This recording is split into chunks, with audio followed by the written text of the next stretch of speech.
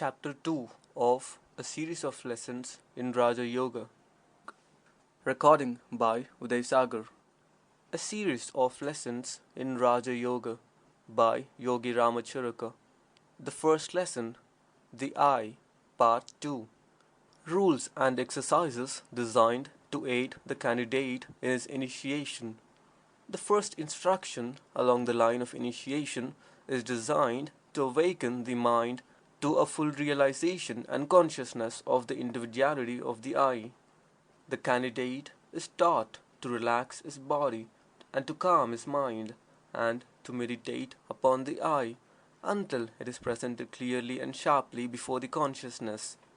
We herewith give directions for producing the desired physical and mental condition in which meditation and concentration are more readily practiced. This state of meditation will be referred to in subsequent exercises, so the candidate is advised to acquaint himself thoroughly with it. State of meditation. If possible, retire to a quiet place or room where you do not fear interruption, so that your mind may feel secure and at rest. Of course, the ideal condition cannot always be obtained, in which case you must do the best you can. The idea is that you should be able to abstract yourself so far as is possible from distracting impressions, and you should be alone with yourself in communion with your real self. It is well to place yourself in an easy chair or on a couch so that you may relax the muscles and free the tension of your nerves. You should be able to let go all over, allowing every muscle to become limp until a feeling of perfect peace and restful calm permeates every particle of your being. Rest the body and calm the mind. This condition is best in the earliest stages of the practice, although after the candidate has acquired a degree of mastery, he will be able to obtain the physical relaxation and mental calm whenever and wherever he desires. But he must guard against acquiring a dreamy way of going around, wrapped in meditation, when he should be attending to the affairs of life. Remember this: the state of meditation should be entirely under the control of the will, and should be entered into only deliberately and at the proper times. The will must be master of this, as well as of every other mental state. The initiates are not daydreamers, but men and women having full control of themselves and their moods. The I consciousness, while developed by meditation and consciousness, soon becomes a fixed item of consciousness and does not have to be produced by meditation. In time of trial, doubt, or trouble, the consciousness may be brightened by an effort of the will, as we shall explain in subsequent lessons, without going into the state of meditation. The realization of the I. The candidate must first acquaint himself with the reality of the I before he will be able to learn its real nature. This is the first step. Let the candidate place himself in the state of meditation as heretofore described. Then let him concentrate his entire attention upon his individual self, shutting out all thought of the outside world and other persons. Let him form in his mind the idea of himself as a real thing, an actual being, an individual entity, a sun around which revolves the world. He must see himself as a center around which the whole world revolves. Let not a false modesty or sense of depreciation interfere with this idea, for you are not denying the right of others to also consider themselves centers. You are, in fact, a center of consciousness, made so by the Absolute, and you are awakening to the fact. Until the ego recognizes itself as a center of thought, influence, and power, it will not be able to manifest these qualities. And in proportion as it recognizes its position as a center, so will it be able to manifest its qualities. It is not necessary that you should compare yourself with others, or imagine yourself greater or higher than them. In fact, such comparisons are to be regretted, and are unworthy of the advanced ego, being a mark and indication of a lack of development rather than the reverse. In the meditation, simply ignore all the consideration of the respective qualities of others and endeavor to realize the fact that you are a great center of consciousness, a center of power, a center of influence, a center of thought, and that, like the planets circling around the sun, so does your world revolve around you, who are its center. It will not be necessary for you to argue out this matter, or to convince yourself of its truth by intellectual reasoning. The knowledge does not come in that way. It comes in the shape of a realization of the truth gradually dawning upon your consciousness through meditation and concentration. Carry this thought of yourself as a center of consciousness, influence, power with you, for it is an occult truth, and in the proportion that you are able to realize it, so will be your ability to manifest the qualities named. No matter how humble may be your position, no matter how hard may be your lot, no matter how deficient in educational advantages you may be, still you would not change your eye with the most fortunate, wisest, and highest man or woman in the world. You may doubt this, but think for a moment, and you will see that we are right. When you say that you would like to be this person or that, you really mean that you would like to have their degree of intelligence, power, wealth, position, or what not. What you want is something that is theirs, or something akin to it. But you would not, for a moment, wish to merge your identity with theirs, or to exchange selves. Think of this for a moment. To be the other person, you would have to let yourself die, and instead of yourself, you would be the other person. The real you would be wiped out of existence, and you would not be you at all, but would be he. If you can but grasp this idea, you will see that not for a moment would you be willing for such an exchange. Of course, such an exchange is impossible. The I of you cannot be wiped out. It is eternal. It will go on and on and on to higher and higher states, but it always will be the same I. Just as you, although a far different sort of person from your childhood self, still you recognize the same I is there and always has been there. And although you will attain knowledge, experience, power, and wisdom in the coming years, the same I will be there. The I is the divine spark and cannot be extinguished. The majority of people in the present stage of the race development have but a faint conception of the reality of the I. They accept the statement of its existence and are conscious of themselves as an eating, sleeping, living creature, something like a higher form of animal. But they have not awakened to an awareness or realization of the I, which must come to all who become real centers of influence and power. Some men have stumbled into this consciousness or a degree of it without understanding the matter. They have felt the truth of it, and they have stepped out from the ranks of the commonplace people of the world, and have become powers for good or bad. This is unfortunate to some extent, as this awareness without the knowledge that should accompany it may bring pain to the individual and others. The candidate must meditate upon the I and recognize it, feel it to be a center. This is his first task. Impress upon your mind the word I in this sense and understanding, and let it sink deep down into your consciousness so that it will become a part of you.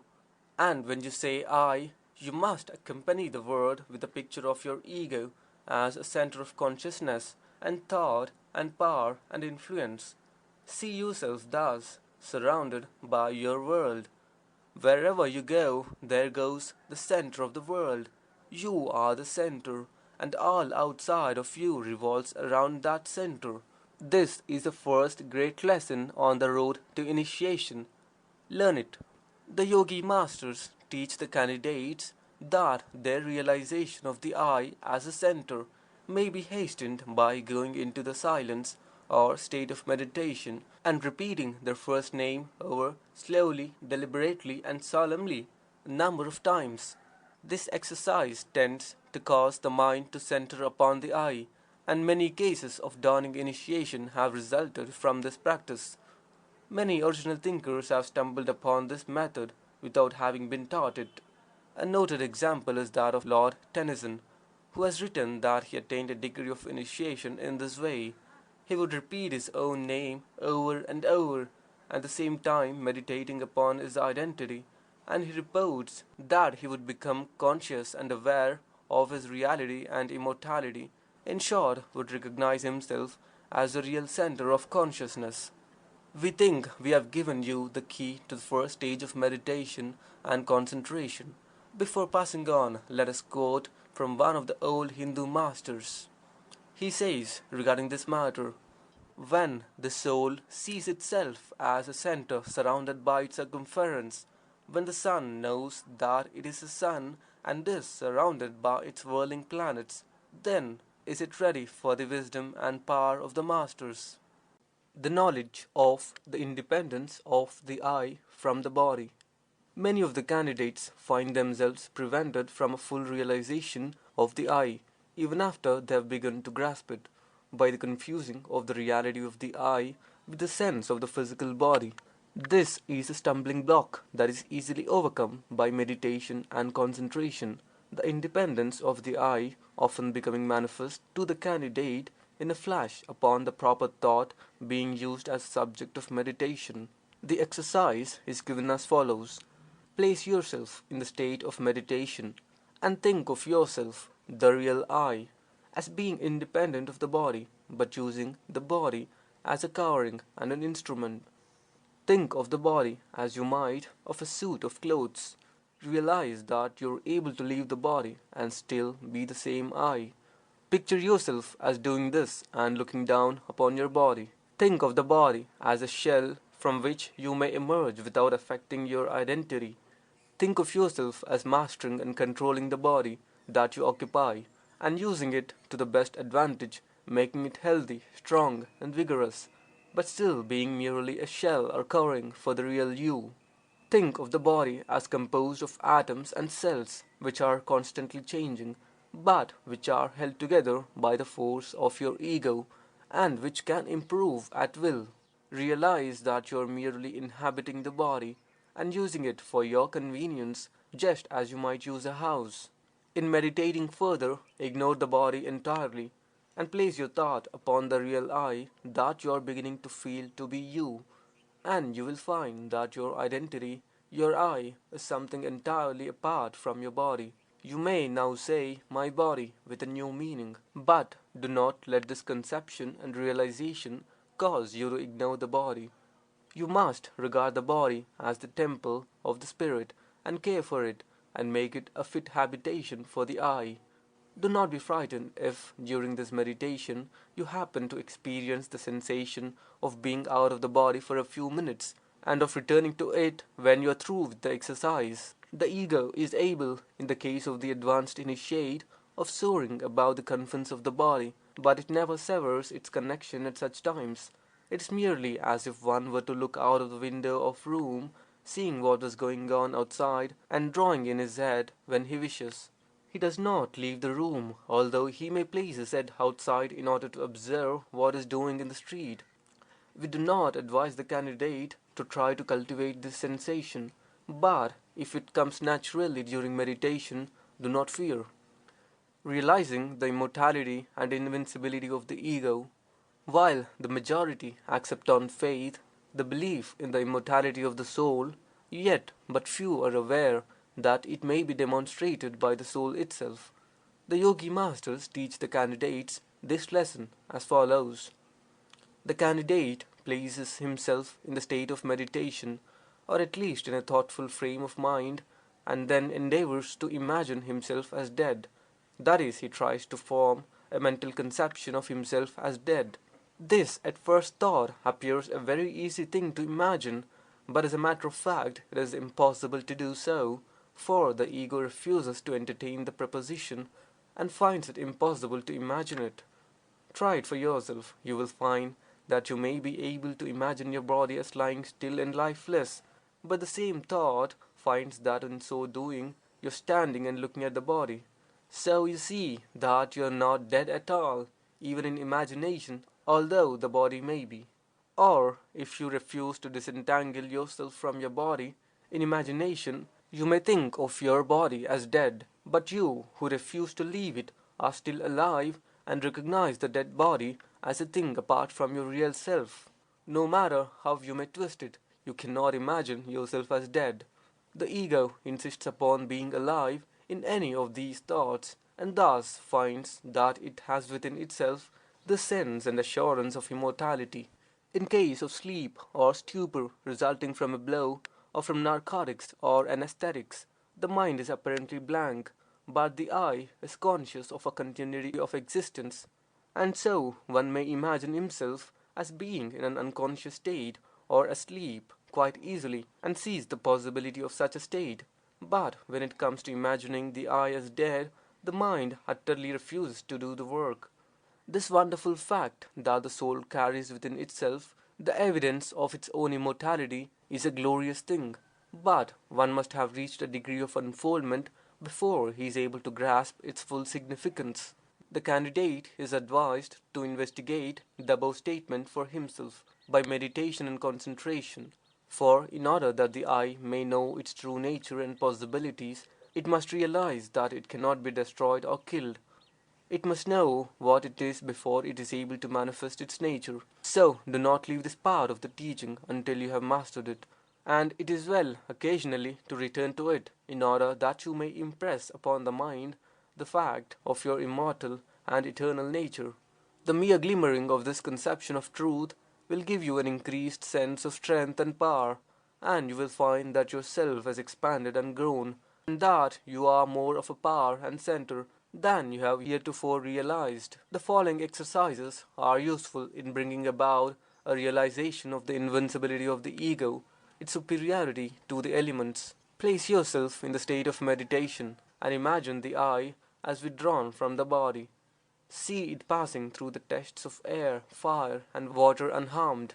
The body being out of the way, the soul is seen to be able of passing through the air at will, of floating like a bird, of soaring, of traveling in the ether. It may be seen as able to pass through fire without harm and without sensation, for the elements affect only the physical body, not the real "I." Likewise, it may be seen as passing through water without discomfort or danger or hurt. This meditation will give you a sense of superiority and strength, and will show you something of the nature of the real "I." It is true that you are confined in the body, and the body may be affected by the elements, but the knowledge that the real "I" is superior to the body, superior to the elements that affect the body, and cannot be injured any more than it can be killed, is wonderful and tends to develop the full "I" consciousness within you. For you, the real "I," are not body, you are spirit. The ego is immortal and invincible and cannot be killed and harmed. When you enter into this realization and consciousness, you will feel an influx of strength and power impossible to describe.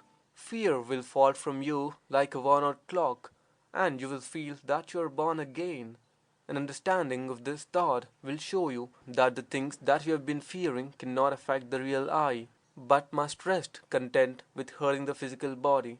And they may be warded off from the physical body by a proper understanding and application of the will. In our next lesson, we will be taught how to separate the "I" from the mechanism of the mind, how you may realize your mastery of the mind, just as you now realize your independence of the body.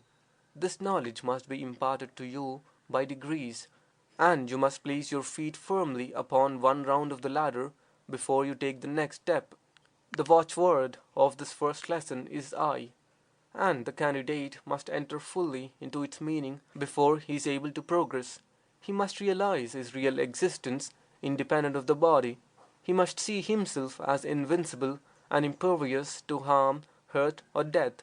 He must see himself as the great center of consciousness, a sun around which his world revolves.